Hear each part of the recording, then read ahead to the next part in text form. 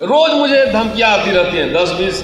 अब फ़ोन भी नहीं उठाता हूँ, क्या फ़ोन उठाऊँ? मतलब मेरा एड्रेस सबको पता है, मैं ट्रैवल करता रहता हूँ हर दिन, सबका नंबर लिख लिया है। एक दिन किसी दिन मूड होगा तो सारे यूट्यूब पर नंबर डाल दूंगा कि ये नंबर है। रोज 10 फोन आता है। देखिए, ललई सिंह यादव ने सच्ची रामायण लिखा तो पेरियार को लेकर आए, कांशी राम जी ने व्यापक रूप दिया। अब आपको कॉलेज चाहिए या कांवड़ चाहिए तो आपको तय करना है। कल्चरल रेवोल्यूशन नहीं करोगे, पॉलिटिकल रेवोल्यूशन हो नहीं सकता, आप राज सत्ता ले नहीं सकते। और देखिए, यही मंडल की धरती से फिर कमंडल में पावर चला गया। क्यों? अब मैं सोच रहा हूं मैं क्या बोलूं नहीं बोलूं, क्योंकि मेरे से भावनाएं बहुत आहत हो जाती। और यकीन मानिए, मैंने लिखा था, बोला भी था कि मैंने तो आलोचना नहीं की है, आलोचना तो अंबेडकर और पेरियार साहब ने की है। मैंने तो अपनी राय रखी, इतिहास का छात्र होने के नाते मैंने राय रखी। तो मैं कुछ बोलूं भी नहीं, अगर मान लीजिए अब कुछ ना बोलूं मैं, तभी मेरे सिर्फ होने भर से भी बहुत लोगों की भावनाएं आहत हो सकती हैं। क्यों नहीं हो सकती? मेरे शर्ट अच्छे हैं, ठीक ठाक चेहरा भी है, बाल भी अच्छे हैं, महंगे कपड़े पहनते हैं, तो ये होने भर से जो है वो आपकी भावना आहत हो सकती है। And I am quoting Ambedkar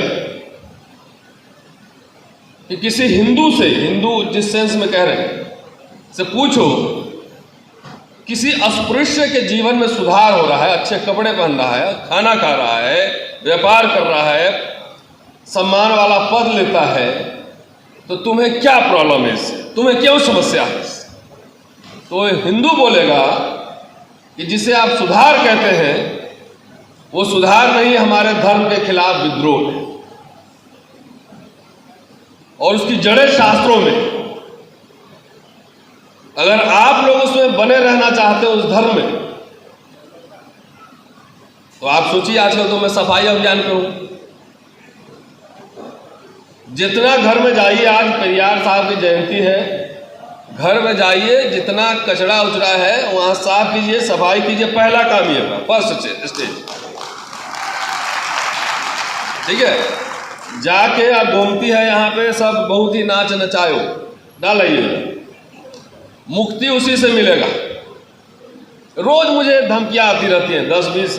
अब फ़ोन भी नहीं उठाता हूँ, क्या फ़ोन उठाऊँ? मतलब मेरा एड्रेस सबको पता है, मैं ट्रैवल करता रहता हूँ हर दिन, सबका नंबर लिख लिया है। एक दिन किसी दिन मूड होगा तो सारे यूट्यूब पर नंबर डाल दूंगा कि ये नंबर है। रोज 10 फोन आता है। तो मैं इतिहास का छात्र हूँ। भारत सरकार, नरेंद्र मोदी ने छापा है किताब डॉक्टर अंबेडकर पे, तमिलनाडु में पेरियार साहब पे किताब छपी है, तो हमने तो अभी कुछ कहा भी नहीं। किया था पेरियार साहब ने, अंबेडकर ने। तो बहुत दिन बाद ये हुकूमत में आ रहे हैं तो सत्ता पच नहीं रहा है, लग रहा है सबको डरा लेंगे, सबको धमका लेंगे। एक आदमी भी हमारा खड़ा हो जाएगा ना तो सरकारें हिलती हैं, क्योंकि हम लोग को किसी से कुछ लेना नहीं है, कुछ मांगना नहीं है, किसी से कुछ नहीं चाहिए। जितना है उतना इनफ है, और समाज का मोहब्बत और प्यार मिलता है, इससे बड़ा दुनिया में कोई सम्मान नहीं, कोई सम्मान नहीं इससे बड़ा। तो दोस्तों, लक्ष्मण ने बैकग्राउंड बना दिया, अच्छा शानदार भाषण दिया उसने। मैं सिर्फ इतना कहना चाहता हूं कि जब तक पेरियार को एस्टैब्लिश नहीं करेंगे नॉर्थ इंडिया में, देखिए ललई सिंह यादव ने सच्ची रामायण लिखा तो पेरियार को लेकर आए, कांशी राम जी ने व्यापक रूप दिया, लेकिन बीच में कल्चरल एक गैप है, पूरा कल्चरल गैप। सो बिना एस्टैब्लिश किए हुए, जब मैं पेरियार कह रहा हूं तो पेरियार मतलब एक इंडिविजुअल खाली नहीं है, पेरियार एक विचारधारा है, एक आइडियोलॉजी। और आप पेरियार, अंबेडकर सबको स्थापित, इसके अलावा आपके पास कोई चारा नहीं। ललई सिंह यादव को यहाँ के बड़े बड़े नेता भी उनके जयंती पे एक लाइन लिखते नहीं, डरते हैं। वो डरते क्यों हैं? क्योंकि हम लोग जो है उनके आडंबर और पाखंड में फंसे हुए हैं। नेता जो है जनता का मूड देखता है कि जैसा पब्लिक होगा उसी तरह का वेशभूषा पकड़ता है नेता लोग। तो चूंकि आप लोग ही उसमें फंसे हुए हैं, आप लोग मतलब समाज को कह रहा हूं, दलित पिछड़े समाज को, पर्टिकुलरली मैं पिछड़े समाज को मैं एड्रेस कर रहा हूं। जिस दिन आप लोग ऐसा पाखंड छोड़ना शुरू कर देंगे, नेताओं से सवाल पूछेंगे, अगले दिन से देखिएगा आपके नेता भी वही लाइन बोलेंगे जो आप बोलेंगे। अब आपको कॉलेज चाहिए या कांवड़ चाहिए तो आपको तय करना है। मैं तो चाहूंगा कि कॉलेज में आपके बच्चे जाएं, आपके बच्चे ऑक्सफोर्ड कैम्ब्रिज में जाएं, वहां जाकर पढ़ें, वहां पढ़े, LLM करके आए, PhD करके आए। कि ये लड़ाई बुद्धि की है, संख्या की लड़ाई नहीं। अंबेडकर साहब के बाद आप बताइए, और एक आध और रेफरेंस छोड़ दीजिए, पेरियार साहब को छोड़िए। हम लोगों ने पब्लिक इंटेलेक्चुअल कहाँ बनाए? हिस्टोरियन नहीं है, सोशियोलॉजिस्ट नहीं है, इकोनॉमिस्ट नहीं है, जर्नलिस्ट नहीं है, बढ़िया लॉयर नहीं है। इसमें सोचना पड़ेगा ना। नहीं बनाए, इंस्टीट्यूशंस नहीं बनाए, स्कूल नहीं खोले। तो लीडर्स तो स्कूल में पैदा होते हैं ना, विश्वविद्यालयों में पैदा होते हैं। तो आज अगर वाकई आपको याद करना है, जितने जाएं 2 घर अगल बगल में हो, उनको पाखंड और आडंबर से दूर कर दें, क्योंकि ये पूरा ये सेल्फ रेस्पेक्ट का मामला है। डॉक्टर अंबेडकर ने लिखा है जब, और देखिए क्या पैरेलल और सिमिलरिटी है पेरियार और अंबेडकर के आइडियाज में। वहां वो सेल्फ रेस्पेक्ट मूवमेंट चला रहे थे, और अंबेडकर ने लिखा, nothing is more disgraceful for a brave man, nothing is more disgraceful for a brave man than to live a life devoid of self respect. अगर आत्मसम्मान नहीं है तो आप जो है ना, अरे नौकरी तो मैं भी करता हूं, आत्मसम्मान अगर नहीं है तो हम इंसान नहीं। सेल्फ रेस्पेक्ट सबसे महत्वपूर्ण चीज है। और जो आजकल व्यवस्थाएं हिल रही हैं, जिनका जिनका मन आहत हो रहा है, शुक्र मनाइए कि जो आवाजें आप सुन रहे हैं वो विश्वविद्यालयों से निकल कर आ रहे हैं। लोगों ने एकदम सीना चौड़ा करके बोलना शुरू कर दिया है। आपके बच्चे ज्यादा बढ़िया बोल रहे हैं। वहां से ये प्रोटेस्ट और वैचारिक जो संघर्ष है, रोहित रूमला के बाद मैं डेट बता रहा हूं, वहां से देख लीजिए, ट्रैवल कर रहा है। जब विश्वविद्यालयों में लक्ष्मण यादव जैसे लोग, तमाम एक्टिविस्ट निकल रहे हैं, जो सवाल खड़े कर रहे हैं, तब उस समय स्कूल कॉलेज यूनिवर्सिटी बंद कर रहा है। बोला पकौड़े तलो। दोस्तों, चूंकि विल्सन साहब को जाना भी है और थोड़ा सा वक्त और लूंगा, बस मैं बात खत्म रखूंगा। आपने एक फिल्म देखी होगी, जब वी मेट।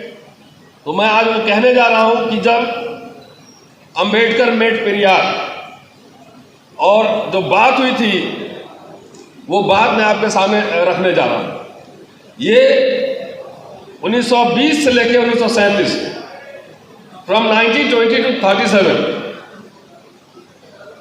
मद्रास में जस्टिस पार्टी का जो है, नॉन ब्राह्मण पार्टी, ब्राह्मणेतर दल का खूब बोला वाला रहा। उसके बाद 37 के बाद डिक्लाइन हो रहा है। 44 में पेरियार साहब ने एक मीटिंग रखी, सितंबर में 23 और 24। डॉक्टर अंबेडकर वहां मिलने पहुंचे और पेरियार से मुलाकात हुई, और मैं उस जगह का नाम बता देता हूं, चेट्टीनाड हाउस। चेट्टीनाड हाउस में मुलाकात हुई। डॉक्टर अंबेडकर ने full support, he gave full support. उन्होंने कहा कि जो आप रिलीजियस रिफॉर्म, सोशल रिफॉर्म ये चला रहे हैं, हमारी ओर से फुल सपोर्ट। फिर वहां की महिलाओं ने उनको चाय पार्टी दी, और एक अखबार था द संडे ऑब्जर्वर, उनके एडिटर ने उनको लंच में बुलाया, और वहां पे बहुत सारे लोग थे। उन्होंने कहा कि आप जो है एड्रेस कीजिए पूरे मीटिंग को।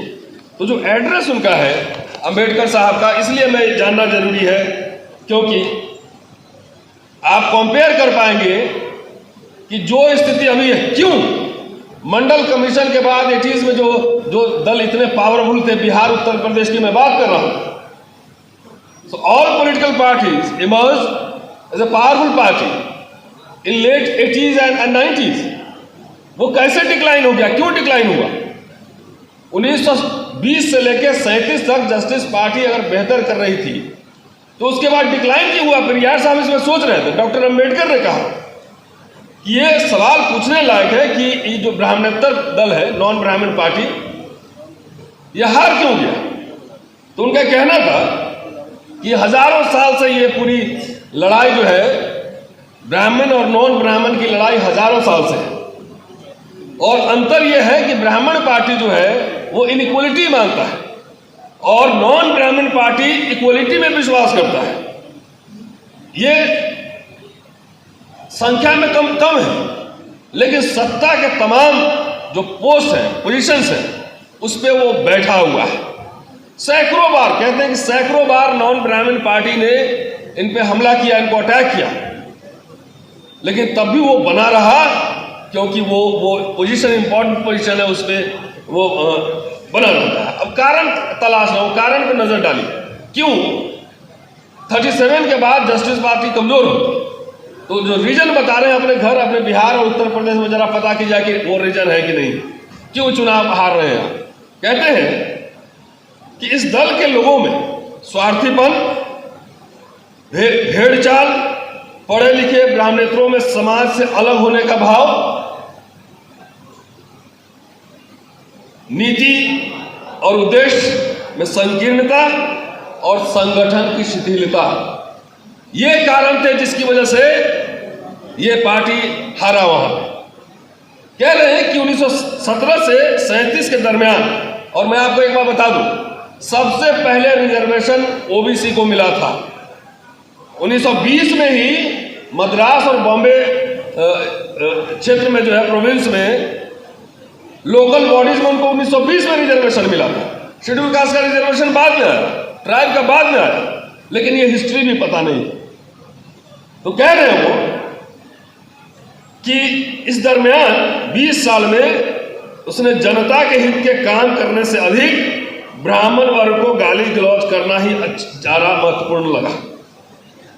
उसी में इस दल की पूरी ताकत खर्च हो गई। गांव की गरीब जनता परेशान है, साहूकार के चंगुल से उसे छुड़ाना, यह सब काम उस पार्टी के सुध में नहीं रहा।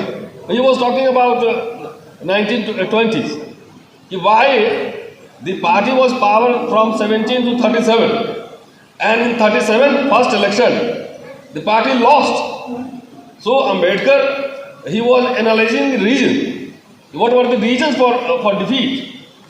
So कह रहे हैं कि साहूकार के चंगुल में जनता फंसी है, उसके हित के लिए व्यवसाय शुरू करना, साहूकार के चंगुल से उसको छुड़ाना, ये सब काम करने का पार्टी को सुध नहीं रहा। बीच में अपने रिश्तेदारों को नौकरियां दिलाना, मुख्य कार्य इसी सब पर ज्यादा ध्यान दिया। नौकरी लगने पर, अब हम लोग में बहुत सारे लोग साहब हो जाते हैं ना, नौकरी लगने पर जो नॉन ब्राह्मण समाज के जो यूथ है, यंगस्टर, ऐशो आराम में जीवन बिताते हैं, कंफर्ट जोन। यूनिवर्सिटी में बहुत सारे प्रोफेसर हजारों हैं, कंफर्ट जोन में हैं, अपार्टमेंट, एयर कंडीशन। ब्राह्मणों को गालियां देने वाले ब्राह्मणेतर फिर ब्राह्मणों की तरह जो परफ्यूम लगाने लगे, ये सब रीजन बता रहे हैं। उसी प्रकार जो है रहन सहन अपनाने लगे। सो ब्राह्मणवाद को नष्ट करने की जो पार्टी की नीति थी, वो कहीं एक कोने में दुबकी रही। ब्राह्मणेतर पार्टी को इस बात का पूरा ज्ञान नहीं हुआ कि वह ब्राह्मणों से अलग है। They are different from the Brahmins, ब्राह्मणों से अलग है, और उनके अपने दर्शन में और उनमें जमीन आसमान का अंतर है। इस फर्क को जानकर उसी के अनुकूल बर्ताव वे नहीं कर सके। ब्राह्मणेतरों के बर्ताव से यही बात साबित होती रही कि ब्राह्मण श्रेष्ठ दर्जे के ब्राह्मण हैं और वे खुद दोयम दर्जे के ब्राह्मण हैं। ब्राह्मणेतर पक्ष के नेता भी विद्वान और तर्कशुद्ध तरीके से सोचने वाले श्रेष्ठ नहीं थे। हमारे नेता सबको इंटेलेक्चुअल से बड़ा प्रॉब्लम होता है। वो बातचीत नहीं करेगा, सिर्फ इलेक्शन के दिन भीड़ चाल, बोलते हैं ना शिव जी के बाराती की तरह 6 महीना पहले निकलता है। I am talking about the Hindi speaking belt. तो ये सारे रीजन्स थे और मुझे लगता है कि टाइम हो रहा है। और अंबेडकर लखनऊ आए थे 1948, शेड्यूल कास्ट फेडरेशन का यहाँ पे प्रोग्राम था और उसमें वो पिछड़े वर्ग के लोग भी शामिल थे। आप जाके गूगल पे सर्च कीजिए, यहाँ पे उन्होंने कहा था कि अगर दलित और पिछड़े एक हो जाएं तो आप सत्ता से कभी हट नहीं सकते हो। यही लखनऊ में 23-24 अप्रैल को। एक और चलते चलते, अभी समय नहीं है, चलते चलते रेफरेंस दे रहा हूँ खाली। मराठों ने एक पत्रिका निकाला था मराठा मंदिर करके, और डॉक्टर अंबेडकर को उन्होंने इन्विटेशन दिया था आने के लिए।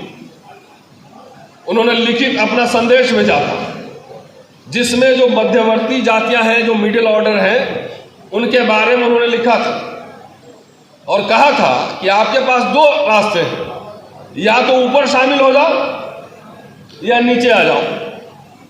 या तो शेड्यूल कास्ट के साथ कोलैबोरेशन कर लो, और नहीं तो ऊपर 2 ही रास्ते हैं। बीच में अटके रहोगे, बीच में थोड़ा थोड़ा मूवमेंट हुआ था फूले के बाद से, लेकिन बाद में सब जाके वो तहस नहस हो गया। हिंदी पट्टी में भी कि जब तक आप कल्चरल रेवोल्यूशन नहीं करोगे, पॉलिटिकल रेवोल्यूशन हो नहीं सकता, आप राज सत्ता ले नहीं सकते। और देखिए, यही मंडल की धरती से फिर कमंडल में पावर चला गया। क्यों? ये सोचने की बात है ना कि नेताओं ने समाज को तैयार उस तरह से नहीं किया। तो cultural revolution is very important. जब तक वो नहीं है, डीएम के पावर में क्यों है तमिलनाडु में? क्योंकि वहां राजनीति की बुनियाद में सांस्कृतिक कल्चरल रेवोल्यूशन है, इसलिए वहां पावर में। हमारे पास थोड़ी ही उत्तर प्रदेश बिहार में लोगों की हमारी संख्या कोई कम है, लेकिन यहाँ कल्चरल मूवमेंट नहीं हुआ। इसीलिए आप नंबर होके भी बड़े बड़े नेता हुए, मुलायम सिंह यादव हुए, कांशीराम जी हुए, मायावती जी हुई, लालू प्रसाद यादव हुए, बड़े बड़े लीडर्स हुए 90 का दशक देखिए, लेकिन अल्टीमेटली कहाँ चला गया दोनों? वो कल्चरल रेवोल्यूशन इसलिए बहुत जरूरी है। शुक्रिया आप सबका, और फिर कभी आऊँगा तो विस्तार से। Thank you.